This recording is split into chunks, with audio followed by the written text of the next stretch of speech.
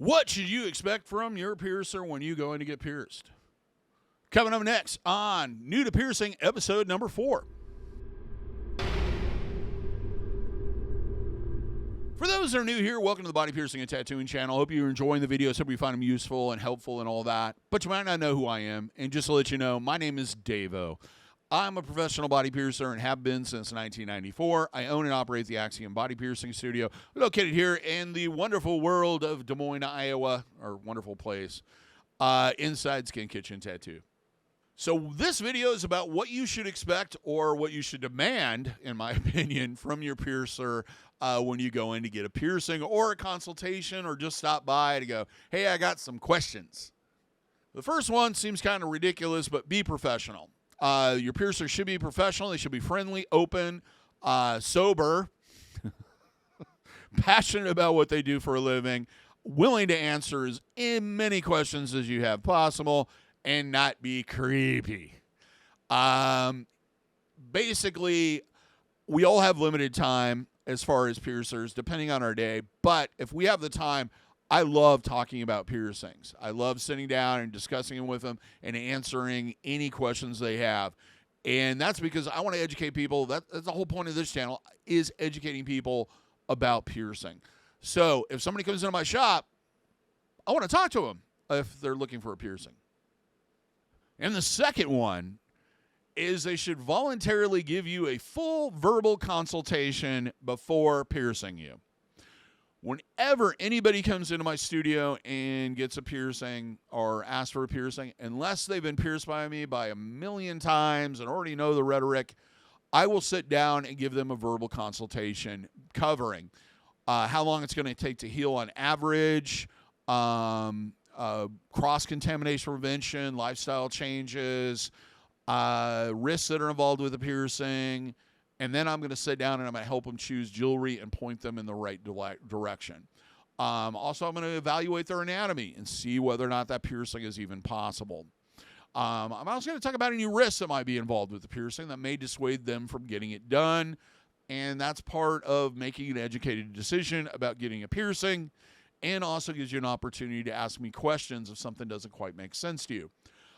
Every piercer should be doing this, or hire someone to do this. You shouldn't be marched right back to the piercing room, pierced. The piercer spends a total of 5 minutes with you and then tells you take care of it, pay the lady on the way out. That is not how it should be done, because the more educated you are, the better the end result's going to be and the easier your healing's going to be. Number 3, should help with jewelry selection. First off and foremost, they're going to size the jewelry. They're going to figure out what's going to be the best option for that. But they should also walk you through why this is more important than this.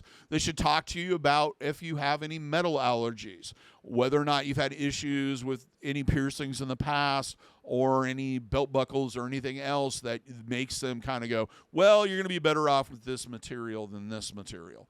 The next thing they're going to do is they're going to go, for that piercing, this is going to look best. Or this or that, and give you many options of what's going to be the best option if it's a piercing where there are a lot of options. And they're also going to talk to you about color and what's going to work best with your features and your anatomy and what's going to look great in that spot. They shouldn't just go, yeah, there's stuff's in the case, pick something out. Because in most cases, you're going to pick out whatever because you don't know. You're not going to pick out the right size. You're probably going to pick out some type of material or something really large that's going to cause problems, and there's not somebody there to kind of guide you through the process. Number 4, hygiene and cross-contamination prevention. Whenever I enter this room that we're in right now, I wash my hands before I touch anything, because I may have just washed my hands in the bathroom after I use the facilities, but the reality is I may have also touched the door handle or something else, and I'm probably going to be handling some sterile packaging. So, washing your hands very often is a good sign of proper hygiene, especially in a body piercing studio and somebody that's going to pierce you. The second thing is they change gloves often. Anytime there is a source of contamination on that glove, they remove them and replace them. It's standard that during the piercing process, they will set up with one set of gloves and mark and disinfect. Then don a new pair for each piercing if you're getting multiple ones for each individual piercing. And then they don a third pair to clean up the area and put everything in its proper place. That's done every single time to limit the amount of exposure from contaminated items to you and to the sterile stuff that is around them. The next thing is they do not have contact and avoid contact with anything outside of the piercing area. The piercing area is their setup, that tray where all the equipment and everything is, and you. Not the telephone, not their mug of root beer or whatever, not that sandwich they've been eating the whole time you've been there, not the jewelry that they're handing to somebody else. Not any of that. They should stick to limiting their exposure to anything around them. Next is cleaning all related surfaces before and after each piercing with generally a hard surface cleaner or some form of disinfectant. Basically, as I often joke, I treat everybody like they got something I don't want and I don't want to give to anybody else. And the last thing is dispose of contaminated items in a proper way, meaning if it's tools that we use, they are generally put into a container with a hospital-grade hard surface cleaner to disinfect them or decontaminate them. Or if they're never going to be used again, they are placed in a biohazard container and then disposed of properly. They shouldn't throw everything in the trash is what I'm getting at. Everything has its place. Number 5, aftercare instructions.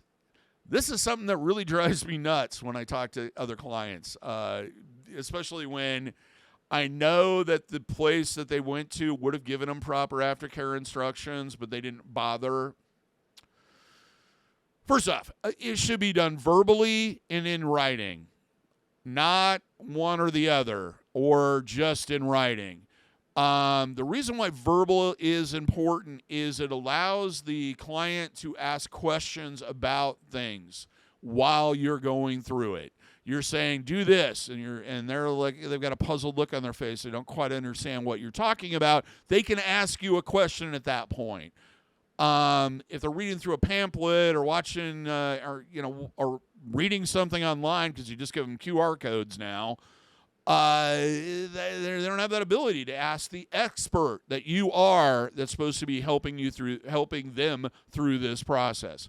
So it should be gone through briefly, verbally, explaining kind of the basics, and also they should have detailed written instructions handed to them with things like jewelry size, jewelry material, jewelry style, when it was done, who did it, what the minimum average healing time is, all the contact information on how to get a hold of you if they have questions, and also, the written instructions in detail, step by step, or anything, and a list of things they may need to pick up.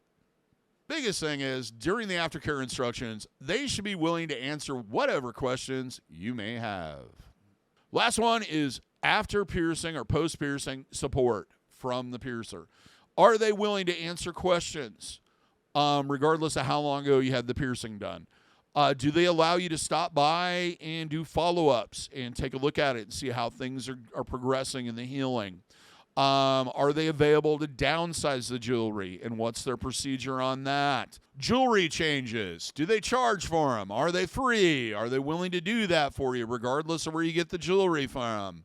Are they available for you to just stop by and buy new jewelry? If you buy it, are they going to help you put it in? Are they willing to give you information and support you on buying jewelry elsewhere, whether it's online or another studio? Are they willing to share with you what you want to look for? And the last one is letting you stop by and having them take a look at it and verify that the healing is completed. I always tell people, it's like, if you're unsure, stop by and have me take a look at it. I'll be happy to go, yeah, or no, that needs a few more weeks. And a lot of times, one of the biggest problems with healing is piercings will get to a point where it seems like they're healed, but they're not healed yet, and then people kind of cut back on the aftercare and, aren't quite as careful as they were at the beginning, and then they have issues. So they should be willing to, spend 5 seconds to look at that thing, or 5 minutes talking to you about it, and go, yeah, great, whatever, and evaluate how things are going. Kind of like a follow-up, but more so. Hey, did I miss something? Is there something you expect your piercer to do, or your piercer does, in addition to what we talked about? Please leave a comment. Till next time, here's hoping all your piercings heal with ease and without a single issue. And if you're in the Des Moines, Iowa area, I would love to see if your body piercing needs in the future. Have a good day, everybody. Take care. And we'll see you in that next video.